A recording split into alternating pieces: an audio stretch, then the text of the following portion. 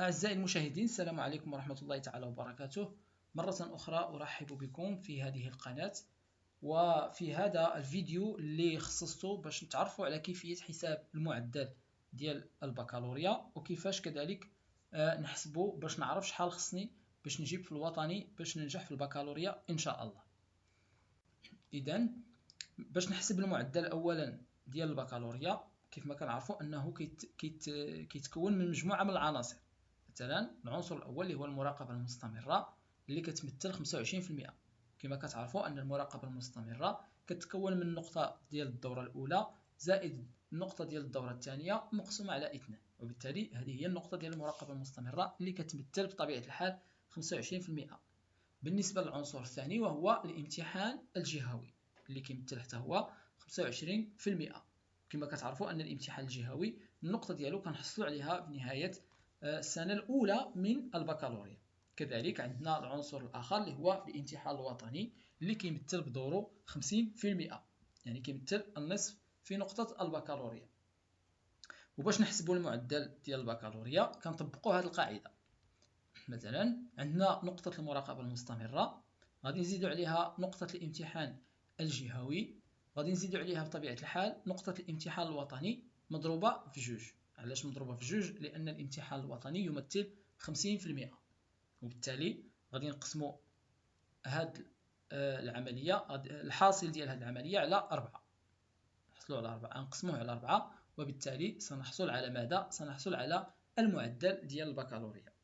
وباش نطبقوا هاد القاعدة باش توضح لكم غادي نطبقوها على الشكل التالي. مثلا عندنا في نقطة المراقبة المستمرة 15، ثم عندنا في نقطة الامتحان الجهوي مثلا واحد التلميذ جاب في المراقبة المستمرة 15، جاب في الامتحان الجهوي 11، ثم جاب في الامتحان الوطني 13.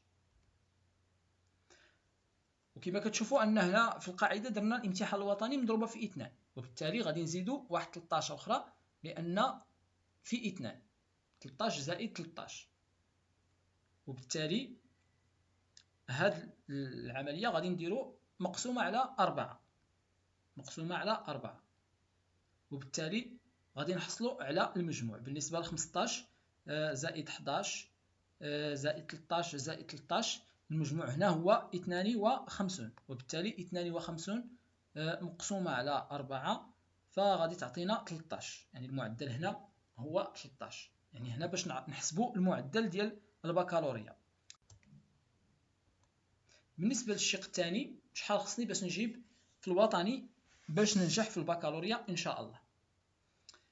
باش نعرفوا كنطبقوا هذه القاعدة.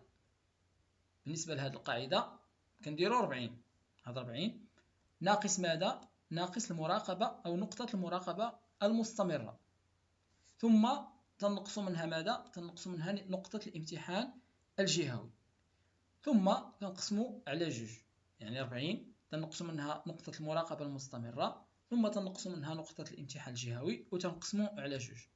وملي تنطبقوا هذه القاعدة تنكونوا حصلنا على ماذا؟ على شحال خصنا باش نجيبوا في الامتحان الوطني باش ننجحوا في البكالوريا. كذلك غادي نحاولوا نطبقوا هذه القاعدة باش توضح لكم الفكرة وباش تسهل عليكم. فمثلا عندنا مترشح مثلا 40 راه كتبقى 40.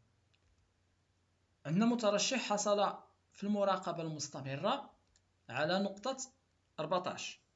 كنتمنى أنه تحصلوا على نقاط أكثر من هذه، هنا فقط غير للتوضيح باش نوضحوا لكم كيفاش غادي تحسبوا. ثم في الامتحان الجهوي حصل على نقطة 12، وبالتالي غادي نديروا 40 ناقص 14 ناقص 12 مقسومة على 2 كما قلنا سابقا. وهنا بالنسبة ل 40 ناقص 14 ناقص 12 الحاصل هنا هو 14. كذلك كنقسموها على 2 كتبقى 2، وبالتالي 14 مقسومة على 2 بطبيعة الحال غادي تعطينا 7. هنا أن هذا المترشح اللي عنده هذه النقط مثلا على هذا الشكل، شحال خصو باش يجيب الامتحان الوطني باش ينجح في البكالوريا؟ هو 7.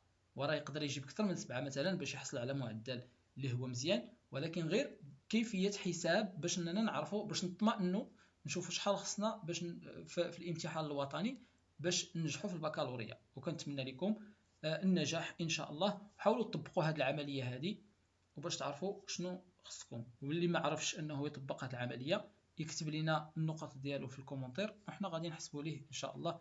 وشكرا على وقتكم.